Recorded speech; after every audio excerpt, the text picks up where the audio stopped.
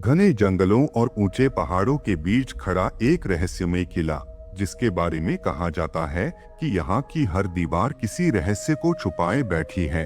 यह है राजस्थान का भानगढ़ किला। आज यह जगह खंडहर में बदल चुकी है, लेकिन कभी यहाँ एक समृद्ध और जीवंत नगर बसता था। कहा जाता है कि 16वीं शताब्दी में इस किले का निर्माण हुआ था।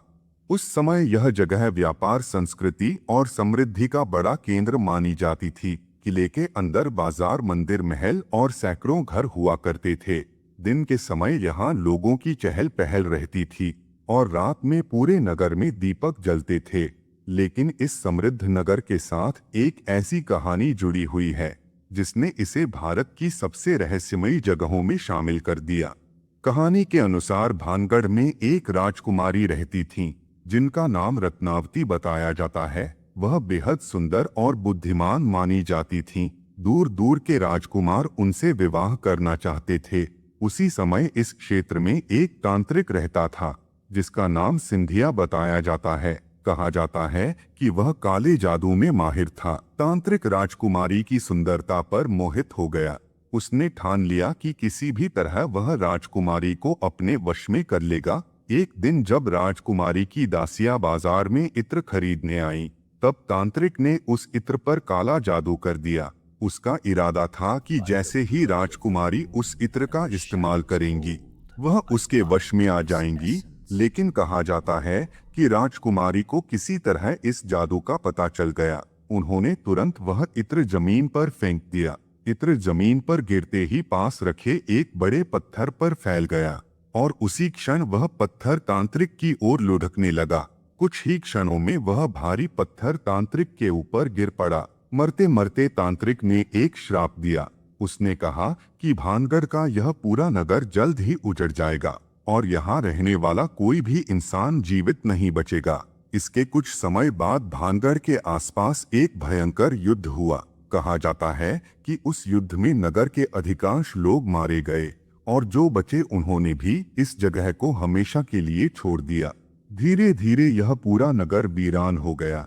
बाजार खाली हो गए, महल खंडहर। ऐसा लगता है जैसे समय यहाँ अचानक रुक गया हो। भारतीय पुरातत्व सर्वेक्षण ने इस किले के बाहर एक बोर्ड लगाया हुआ है। उस बोर्ड पर साफ लिखा है कि सूर्यास्त के बाद और सूर्योदय से पहले इस किले में प्रवेश करना सख्त मना है।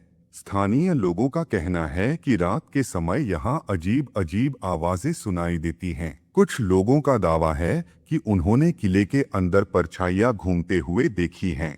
कई लोगों का कहना है कि रात में यहाँ किसी के चलने और फुसफुसाने की आवाजें भी सुनाई देती हैं। इसी रहस्य को जानने के लिए कई खोजी टीमों ने इस किले की जांच करने की कोशिश की। इन्हीं में से एक थी आधी हकीकत आधा फसाना की टीम। जब यह टीम भानगढ़ पहुंची तो उनका उद्देश्य सिर्फ एक था, यह जानना कि इन कहानियों के पीछे सच कितना है और कल्पना कितनी। टीम ने किले के अलग अलग हिस्सों का निरीक्षण शुरू किया। उन्होंने पुराने मंदिरों, टूटे हुए बाजारों और महल के खंडहरों की जांच की। हर जगह एक अजीब सा सन्नाटा महसूस हो रहा था। जैसे जैसे शाम होने लगी, किले का माहौल बदलने लगा। हवा तेज होने लगी और जंगल की आवाजें साफ सुनाई देने लगीं। टीम के कुछ सदस्यों ने बताया कि उन्हें ऐसा महसूस हो रहा था जैसे कोई उन्हें दूर से देख रहा हो। किले के अंदर एक पुरानी बावड़ी भी है, जिसके बारे में स्थानीय लोग कहते हैं कि इसके नीचे कई गुप्त रास्ते और सुरंगें हो सकती हैं। कई लोगों का मानना है कि पुराने समय में इन्हीं सुरंगों के जरिए खजाने को छिपाया जाता था या राजपरिवार आपात स्थिति में बाहर निकल जाता था। टीम ने जब उस बावड़ी के आसपास जांच शुरू की तो उन्हें कुछ ऐसे संकेत मिले जिनसे यह शक और गहरा हो गया कि इस किले के नीचे शायद गुप्त रास्तों का जाल मौजूद हो सकता है। लेकिन जैसे जैसे अंधेरा बढ़ने लगा, टीम को कुछ ऐसे अनुभव होने लगे जिनकी उन्होंने उम्मीद भी नहीं की थी। किले के अंदर अंधेरा धीरे धीरे गहराने लगा। जंगल की हवा अब पहले से ज्यादा ठंडी महसूस हो रही थी। टीम के सदस्य बावड़ी के पास खड़े होकर आसपास का निरीक्षण कर रहे थे। यह बावड़ी किले के सबसे पुराने हिस्सों में से एक मानी जाती है पत्थरों से बनी गहरी सीढ़ियां नीचे अंधेरे में उतरती चली जाती हैं। नीचे झांकने पर सिर्फ गहरा सन्नाटा दिखाई देता है। स्थानीय लोगों का कहना है कि इस बावड़ी के नीचे कई गुप्त रास्ते छिपे हुए हो सकते हैं। पुराने समय में राजाओं ने किलों के नीचे सुरंगों का जाल बनवाया था ताकि युद्ध के समय राज परिवार सुरक्षित बाहर निकल सके। टीम के कुछ सदस्यों ने टॉर्च की रोशनी नीचे की तरफ डाली, लेकिन नीचे सिर्फ काली गहराई दिखाई दे रही थी, जैसे कोई रहस्य उस अंधेरे में छिपा बैठा हो। टीम ने धीरे धीरे बावड़ी की सीढ़ियों से नीचे उतरना शुरू किया। हर कदम के साथ पत्थरों की हल्की आवाज गूंजने लगी। नीचे जाते ही हवा और ठंडी महसूस होने लगी, जैसे उस जगह का तापमान अचानक बदल गया हो। कुछ ही देर बाद टीम को दीवार के पास एक पुराना रास्ता दिखाई दिया। वह रास्ता पत्थरों के बीच आधा छिपा हुआ था। ऐसा लग रहा था जैसे कभी यह एक सुरंग का प्रवेश द्वार रहा हो, लेकिन अब उसका बड़ा हिस्सा टूट चुका था। टीम ने उस जगह को ध्यान से देखना शुरू किया। पत्थरों के बीच एक संकरी दरार दिखाई दे रही थी, जिससे ऐसा लग रहा था कि उसके पीछे कोई खाली जगह मौजूद हो सकती है। जैसे ही टीम उस जगह की जांच कर रही थी, अचानक किले के ऊपर से किसी के चलने जैसी आवाज सुनाई दी। सब लोग कुछ क्षण के लिए रुक गए। पूरे वातावरण में अजीब सा सन्नाटा छा गया।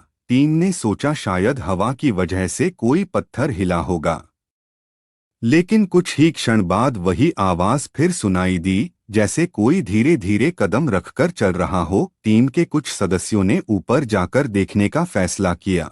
जब वे ऊपर पहुंचे तो वहां कोई भी दिखाई नहीं दिया। चारों तरफ सिर्फ टूटी हुई दीवारें और खामोश खंडहर थे, लेकिन हवा में एक अजीब सा भारीपन महसूस हो रहा था।